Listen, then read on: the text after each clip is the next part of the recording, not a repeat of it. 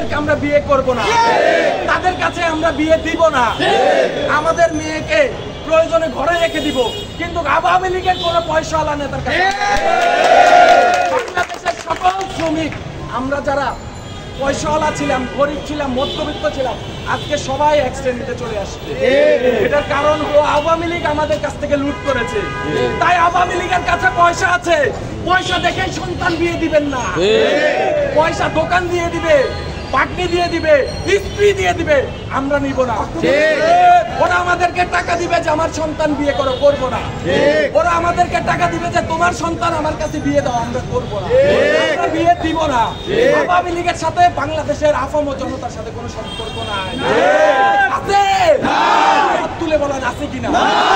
আওয়ামী লীগ আমাদেরকে দোকান দিবে, আমাদেরকে টাকা দিবে, আমাদেরকে মোবাইল কিনে দিবে, আমাদেরকে ফ্ল্যাট বাড়ি গাড়ি দিবে, আমরা নিব না। লুটের টাকা, এটা হারাম পথে উপার্জিত টাকা, এটা সম্পূর্ণ হারাম। আমরা হারামের ভিতরে নাই। আমার দিন প্রতিষ্ঠা করতে হলে আমার সকল মুসলমান ভাইদেরকে নিয়ে দিন প্রতিষ্ঠা করতে হবে। এদেশে হিন্দু থাকবে, এদেশে বৌদ্ধ থাকবে, এদেশে খ্রিস্টান থাকবে, কিন্তু এই দেশে আওয়ামী লীগ থাকবে না। এই দেশে পাকিস্তানি হানাদার বাহিনী থাকবে না। এই দেশে ভারতের কোনো এজেন্ডা থাকবে না। প্রিয় বন্ধুরা, রাশিয়া, NSI, CII কাউর কোনো এজেন্ডা থাকবে না। এটা বাংলাদেশ 30 লক্ষ শহীদের রক্তের বিনিময়ে পাওয়া বাংলাদেশ। এটা ভারতের কোনো অঙ্গরাজ্য নয়, পাকিস্তানের থেকে ফ্রি পাওয়া কোনো দেশ নয়। এটা আমার শহীদের রক্তের বিনিময়ে পাওয়া দেশ।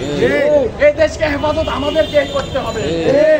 হাসিনার সম্পত্তি আমরা ধরিয়ে দিব, কিন্তু ধরবো না। ধন্যবাদ সবাইকে।